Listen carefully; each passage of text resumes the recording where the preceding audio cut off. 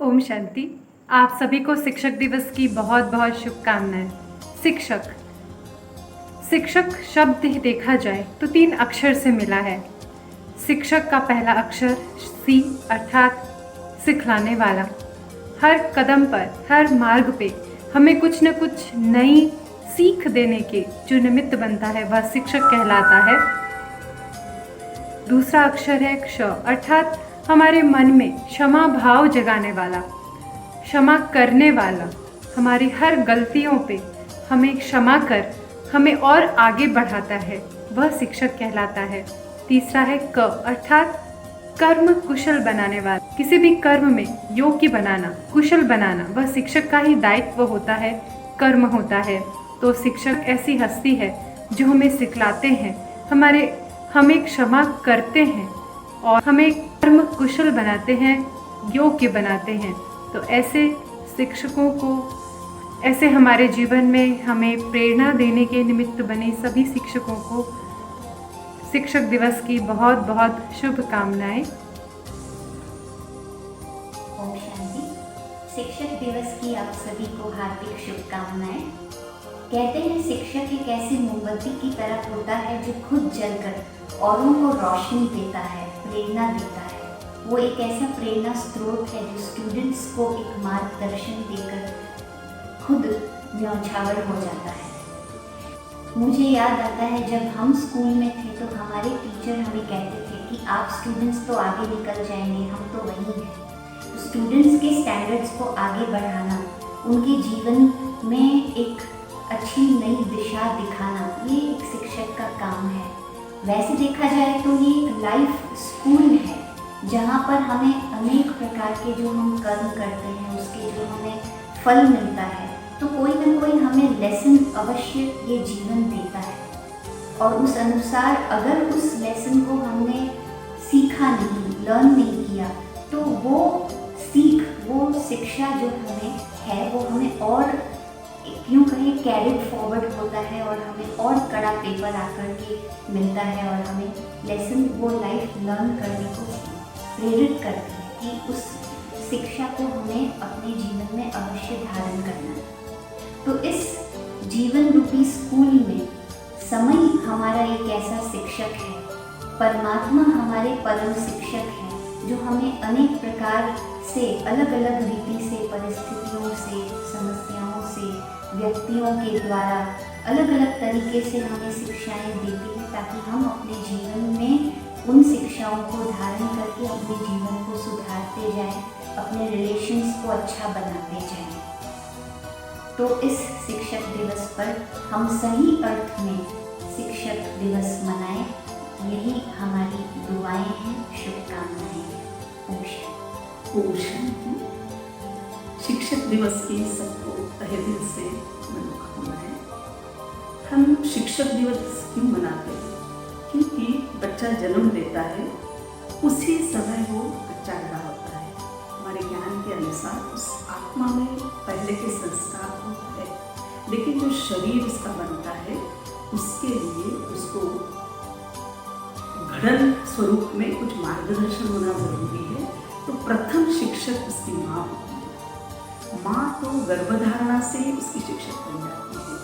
पल पल उसकी जो सांस है वो भी उसको शिक्षा के रूप में शिक्षा देती है। उसके बाद उसका परिवार है, उसके रिश्तेदार हैं, उसके आस पड़ोस के लोग हैं। लेकिन सही मायने में शिक्षा शुरू होती है पाठशाला से। पाठशाला में उसको शिक्षक मिलता है और शिक्षक ही उसके जीवन की पूर्ण नींव बना देता है, क्योंकि पूर्व प्राथमिक शिक्षा से ही उसकी सही मायने में शिक्षा शुरू हो जाती है।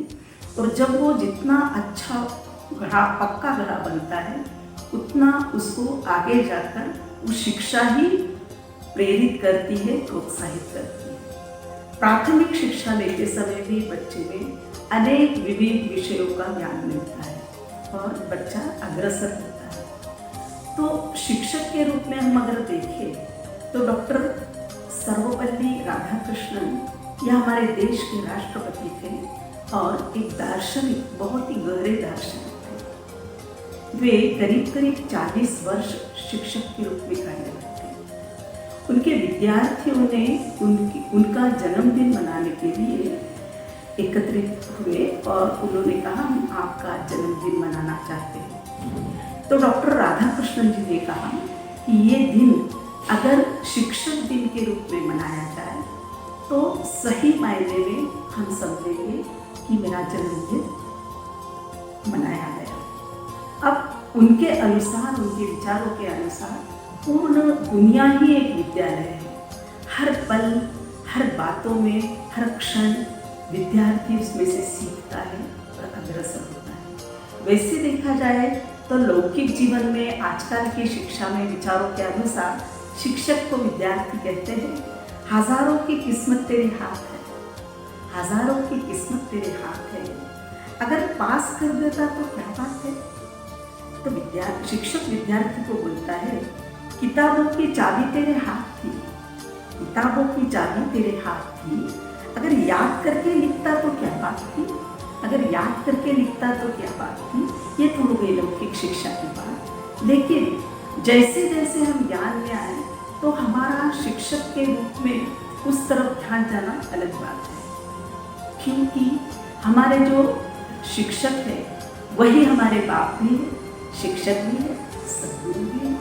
तो तीनों काम बड़ी लगन से बाबा करते हैं, क्योंकि बाप का स्नेह, बाप का मार्गदर्शन, बाप का प्रसाद प्राप्त करने के हमें योग्य बनाते हैं। शिक्षक के रूप में सतत मार्गदर्शन कराते हैं कि जितना आप खुश मिजाज रहेंगे, सुख संपन्न रहेंगे तो औरों को भी खुशियाँ बांट सकेंगे।